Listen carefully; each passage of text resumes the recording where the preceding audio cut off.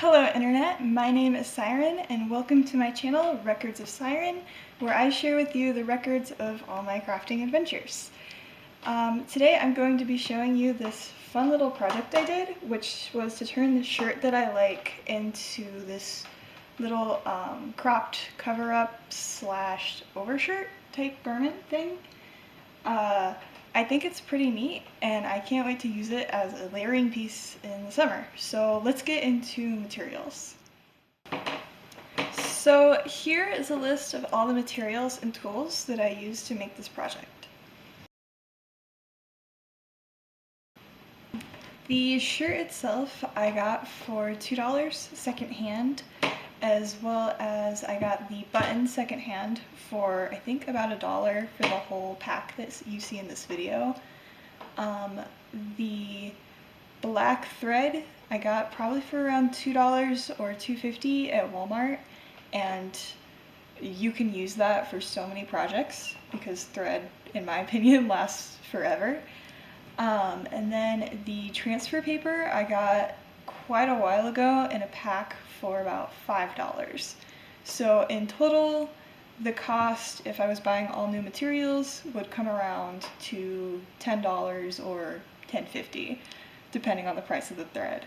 So as for difficulty, I would say that this project would definitely be possible for beginner sewers, but best for those who have at least a little experience, especially in hemming. So to start off this project, I'm going to be cutting the front of the shirt down the middle. But before I go and make the cut, you can see here that I'm just going along with a tape measure and marking down the middle of the shirt in different places just to make sure that the cut is going to be consistent all the way along. I'm using some washable chalk here since it's what I have, but go ahead and use any method that works for you.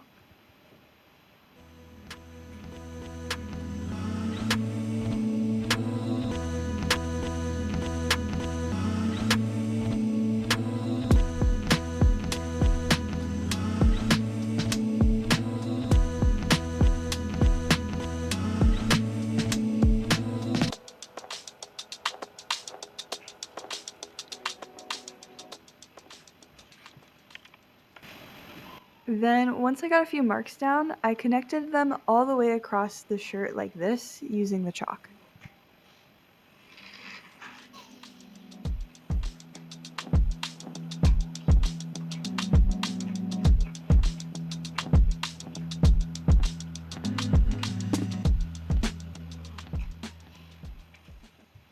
And then I just cut along the line.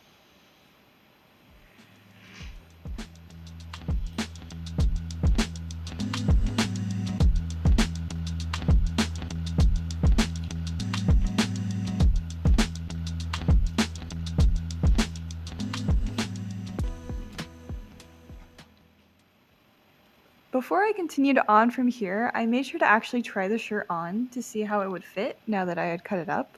I also wanted to crop the shirt at this point, so I folded it up just a little bit and experimented with it until I found the length that I was going for.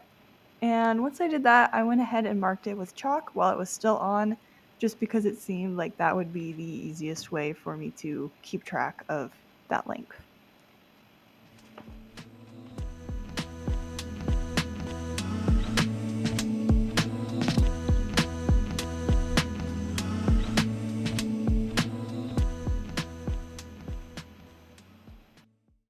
Since I made a mark with chalk while I was trying the shirt on, I went ahead and took a measurement of how far the mark was from the bottom of the shirt.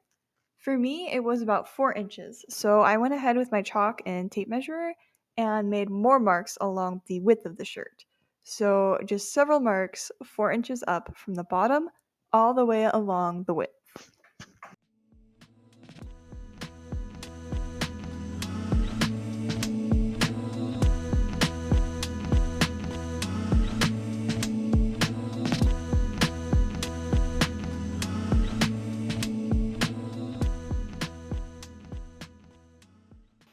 And then I connected the marks, just like I did before.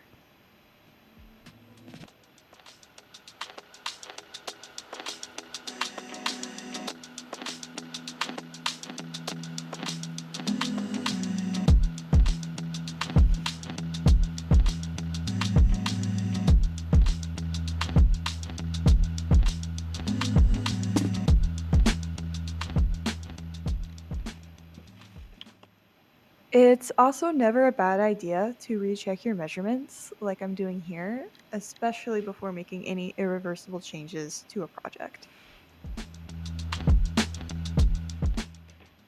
And here you can see I'm going to start cutting the bottom of the shirt. Instead of cutting on the line, however, I'm going to be cutting about an inch or so below it. The reason why I'm doing that is because since I'm going to be hemming the fabric in just a minute, the height of the shirt is inevitably going to get shorter. So cutting an inch below helps ensure that the end result will be closer to the length that I am looking for.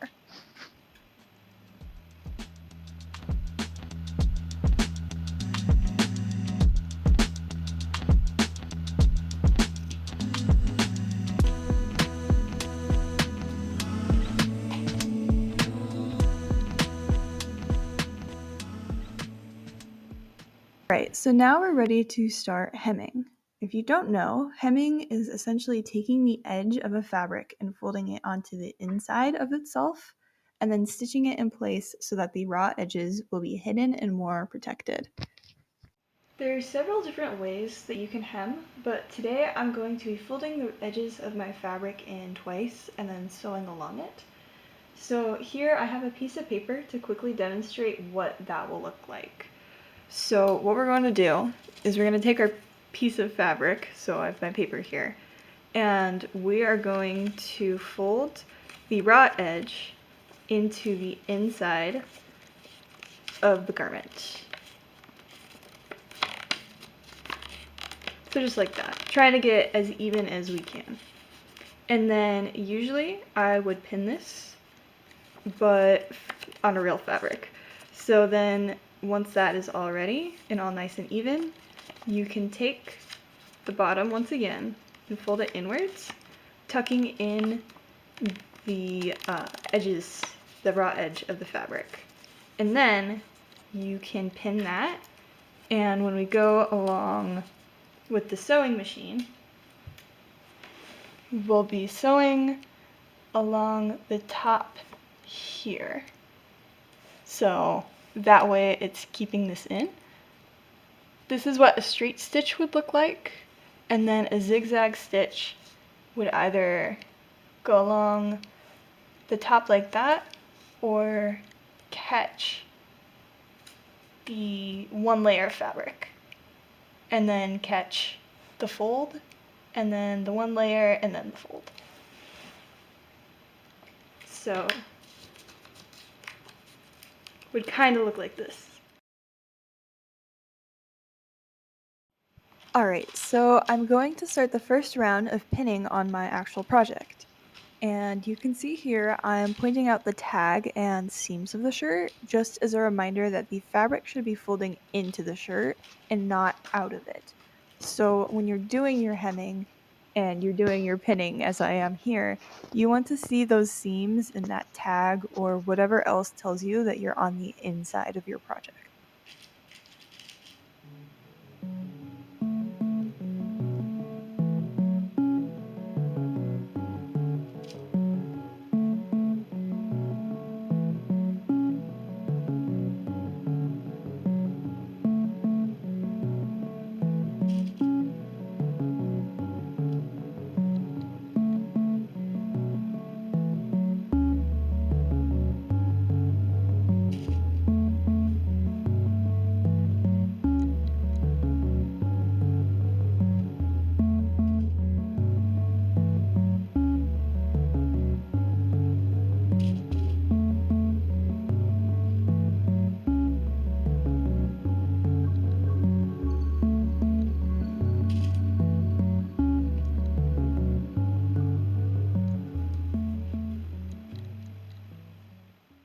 And then here I did move the camera in hopes that my work would be easier to see from a different perspective, but really I'm just doing that second round of folding and pinning the fabric.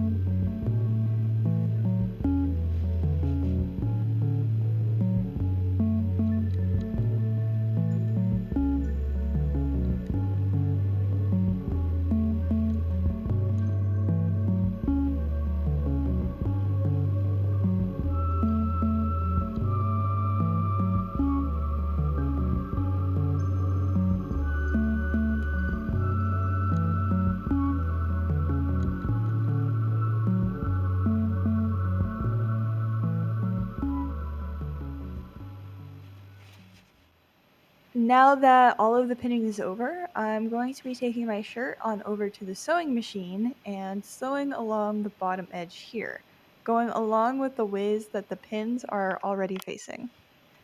Alright, so this is the part of the video where I have to warn you, I actually ended up having quite a bit of trouble with hemming the bottom portion of the shirt. So you can see here that I've pointed to the zigzag stitch on my machine, and I did use that stitch for a few reasons. I've worked with it before, I like how it looks, but most of all, I've heard that in general it's really good for stretchy fabrics. And since the shirt that I'm sewing on here is pretty stretchy, I thought that the zigzag stitch would be like the stitch that I needed to use. And while I was sewing, I did check my progress a few times and I thought I was fine. But when I pulled my project off of the sewing machine, I realized that the fabric had become all scrunched up and wavy along the bottom and it just looked like not good.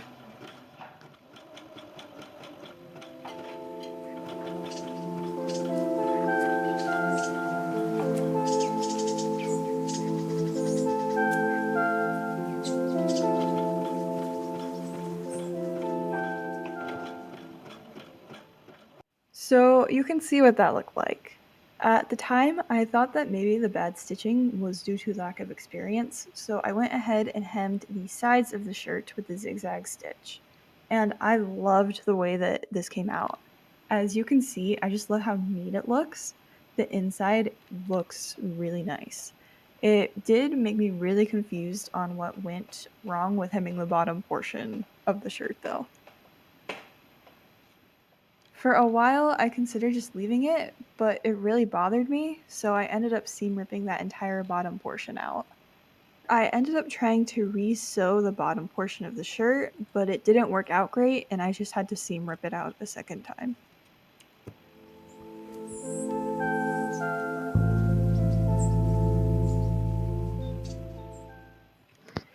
Okay, so I had some time to think during all of that seam ripping, and I came up with a theory as to why my zigzag stitch works so well on the sides of my shirt, but not along the bottom. So this is the fabric that I'm working with. You can see the way in which the shirt stretches, which is sideways. It does not stretch up and down. So I think that when I stitched along the sides like this, the zigzag stitch was useful because the zigs and zags allowed it to stretch better sideways. Now, I think that the stitches ended up morphing the bottom because they limited the fabric's ability to stretch. This fabric in particular has a sort of ribbing to it, and I think that when the needle would pull the thread through the raised bits, it would pull one raised part closer to the next raised part, going through both of them. This would be a problem because it wouldn't allow the middle indented part to be able to stretch when the two pieces that are raised are connected. That is my theory, anyway. I'm still not 100% sure that that was the extent of my problem, and I'm definitely not sure how it would work on other fabrics. Anyways, I tried using a plain, simple, straight stitch to hem the bottom, and I feel like it came out a lot better with way less bunching. I'm still working on improving my sewing skills and consider myself to be a beginner in a lot of ways with the sewing machine, so my hemming is by no means professional, but I don't think it came out too bad.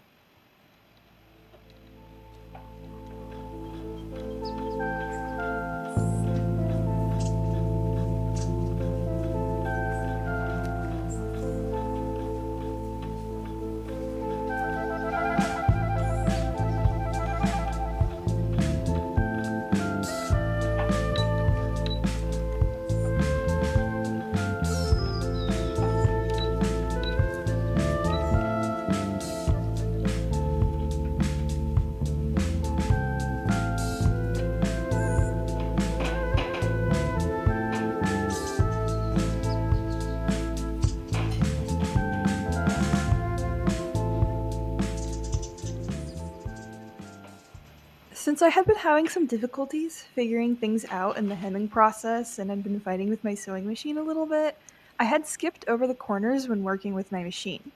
This meant that before I could officially be done with the hemming process, I just needed to clean up and finish hand sewing those corners. For this process, I tried my best to recreate the look of the machine's straight and zigzag stitches.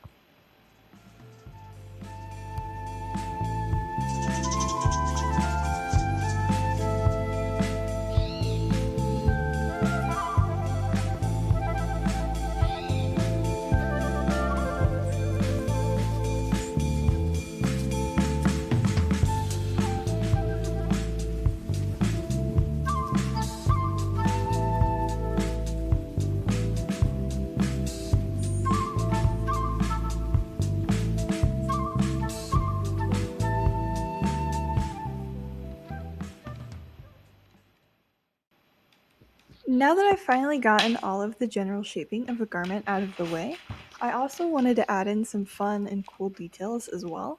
So my first thought here was buttons, so I sorted through the ones that I had, separating the ones I liked and thought fit the shirt from the ones that I thought didn't go with it as well.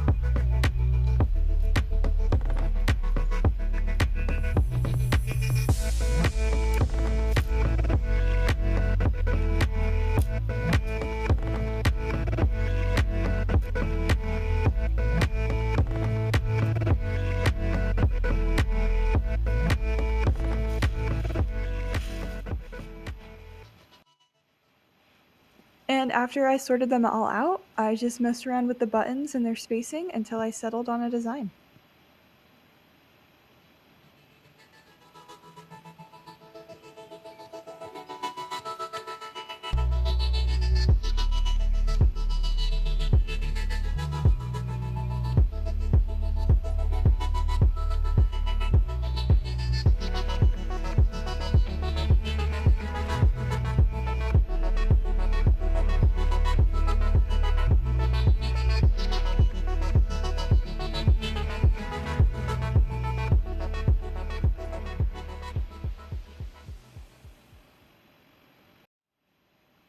While I have sewed buttons onto things in the past, I've never tried sewing several onto something like a shirt where you have to keep them in a mostly straight line while also trying to keep a consistent amount of space between each button.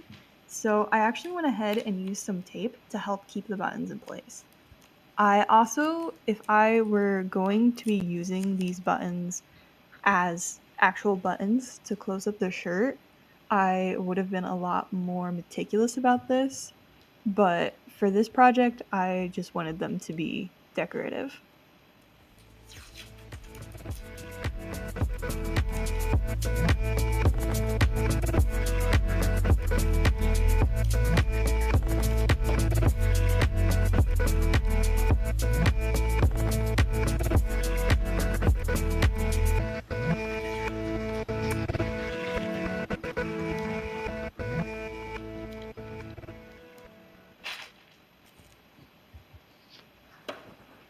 Then I got around to hand sewing the buttons on. For this, I sewed them on in kind of an X pattern. That is to say, from the inside of the garment, I poked my needle out through the bottom right corner, into the top left corner, out through the bottom left, and then into the top right corner. From there, the pattern just repeats itself, out the bottom right corner, into the top left corner, out the bottom left corner, and then into the top right corner. I repeated that entire pattern a total of 3 times just to make sure that the buttons would be super secure.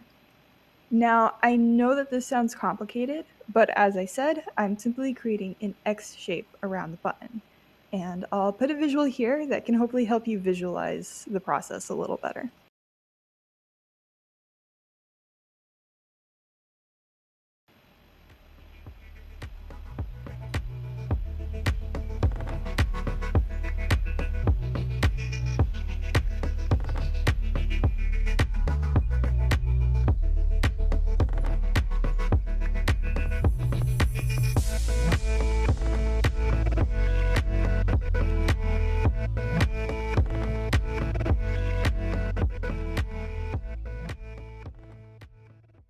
Anyways, this is how the first button came out.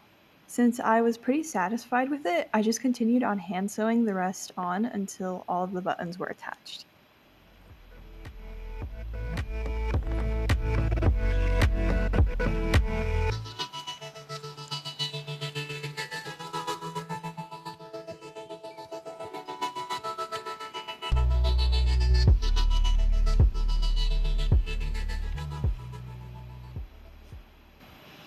Alright, So I finished sewing all of the buttons onto the shirt and I'm currently really happy with how it's looking.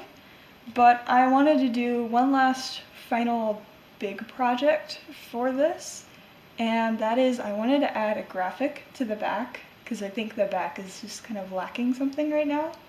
And my plan was I have these fabric transfer papers. I've had them forever and I've just actually never gotten around to trying them out. So this is going to be a bit of an experiment. But the thing is, I got my image ready and prepared, but when I was reading through the instructions, because I didn't read ahead, I realized it says that any blank areas in your design will remain white when applying your design to the fabric. However, the visual that I want to use is black on a transparent background, and I don't want the white to be transferred onto the fabric because I just think it'll look kind of strange and not what I'm going for. So what I do have is I have this scrap fabric that I got from cutting the bottom of the shirt, and I think I'm going to try using this transfer paper on it to see if the white will actually show up or if it will just kind of come off invisible since there's no ink on it. I'm not sure about that though. And if it does show the white on the scrap fabric, then what I'm going to do is try printing out the image that I want at the size that I want for my shirt, and then cutting out the black pieces, kind of like a stencil, and trying to just iron the black pieces in place on the shirt. So I'm not sure how it'll go, and if it doesn't go well, I'll figure things out. But that is currently the plan. Here you can see I'm preparing to use a bit of the transfer paper on my piece of scrap fabric. So following the instructions, I made sure to peel the back off the paper, and once I was able to complete that step, I also ironed my work area to make sure that it was nice and flat. I forgot here, but it would have also been a good idea to iron the shirt as well.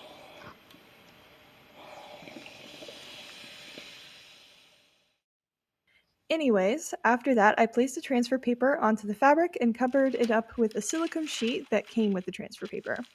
Just a note here, the transfer paper does have a good side. This is a bit more obvious when you have a graphic printed on it, but I kind of just guessed with the piece that I had here. So I went ahead and ironed it. You're also supposed to keep the silicone sheet on until the area cools down. Mine rolled away, but I just decided not to mess with it.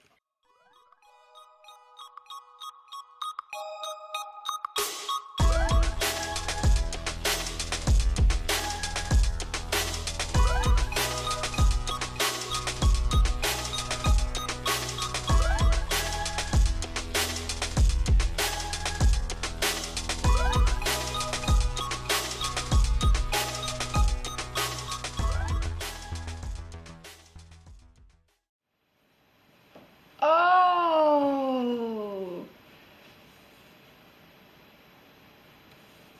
that makes a lot of sense. So the reason why the white transfers to the paper is because literally the paper transfers. That makes so much more sense. I did not understand that before. Okay, so we're definitely gonna have to cut out our image, I think. So I'm gonna turn the iron off and get to doing that. Okay, so I've kind of kept it a surprise, but now we get to do our little image reveal, and I'm really excited about it. If you don't know what it is, I think it still looks pretty cool. So the image that I chose for the back of this shirt is the Phantom Thieves Take Your Heart logo from Persona 5, because I've been playing that a lot lately. So now we gotta figure out how I'm gonna cut all the black of this out and keep it together. So let's get to it. So I'm just going to use a pair of scissors to begin cutting out my graphic.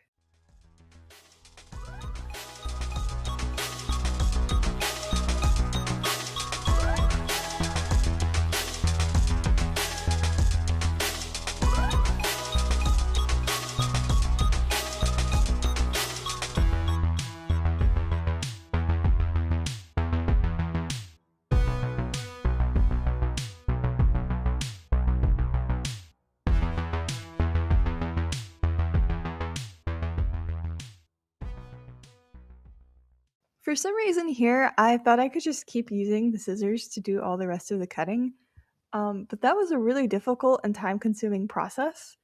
I do have to give a special thanks here to my sister, who eventually brought me some craft knives off camera and helped to cut out and polish much of the text and hat.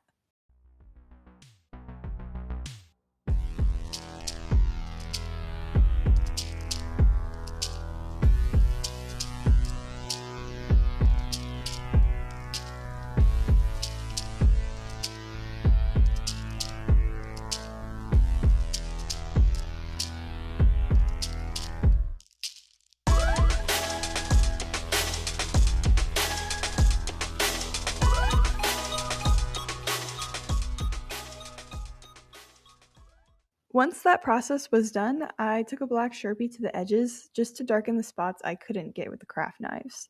I made sure to let this dry for a bit before I moved on.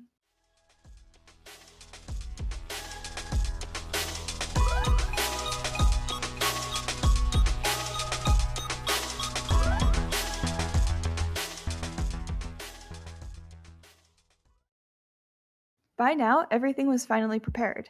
I started by ironing the area, including my shirt, and then I spent some time to figure out exactly how I wanted to arrange everything.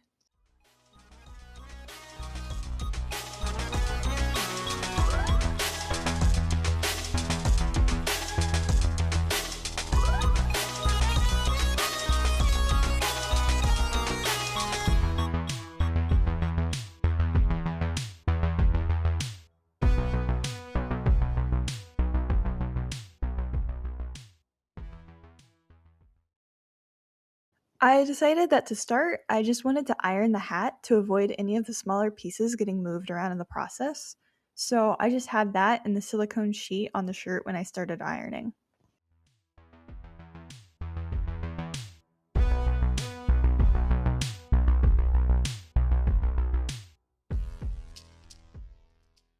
I was really excited to see how this would come out, and through the sheet, it looked like it was going to be really amazing.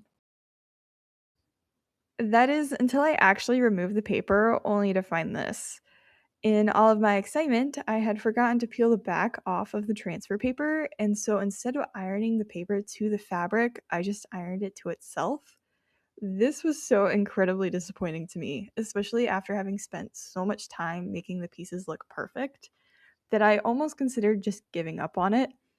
But I also knew that I had come too far to turn back, and I really, really wanted this design on this shirt. So I spent some time pulling all the pieces off and came back the next day to recreate the hat once more. This is me doing just that, repeating all of the steps that I took last time. Quick note here, while they are intended for crafting, these knives are still very sharp and should be used with care.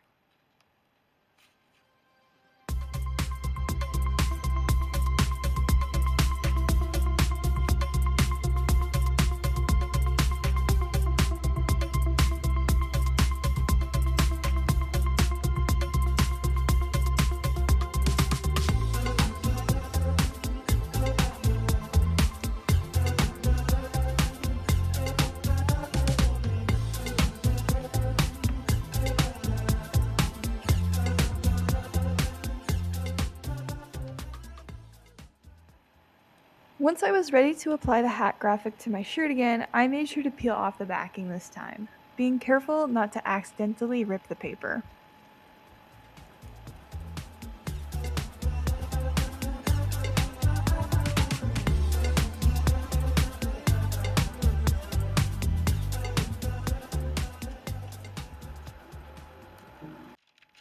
And finally, I could get around to ironing once more.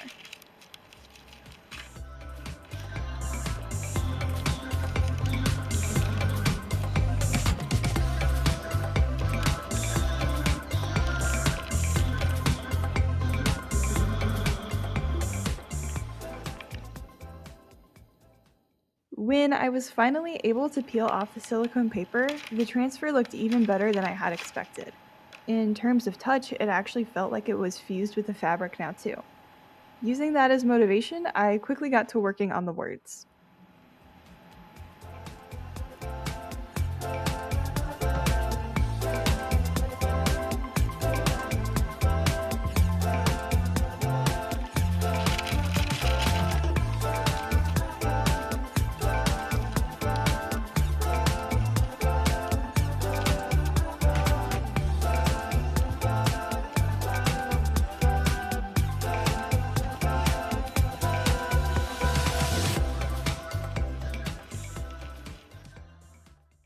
And this is how it came out.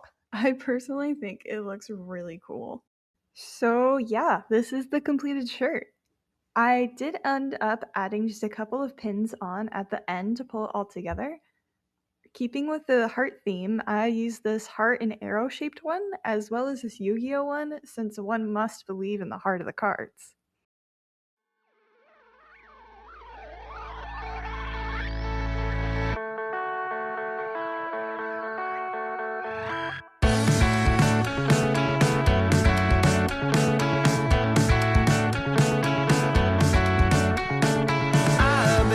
I've been thinking that I can't quite get enough time on the inside of the cycle that you spin with gravity and dust. I'm falling in between the planets and the sun into the orbit that surrounds you. That orbit that surrounds you. That orbit that surrounds you. That orbit that surrounds you.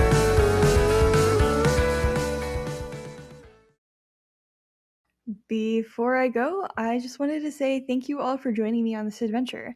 This being my first video, I'm still figuring out a lot of things, but I'm very excited to be here.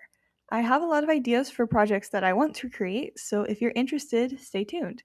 My goal is to get out a video on the last Friday of every month. It might be a kind of thing where I alternate between doing a short and long project every month, since I'm still getting used to everything. Anyways, thank you for watching, and I'll see you all later. Bye!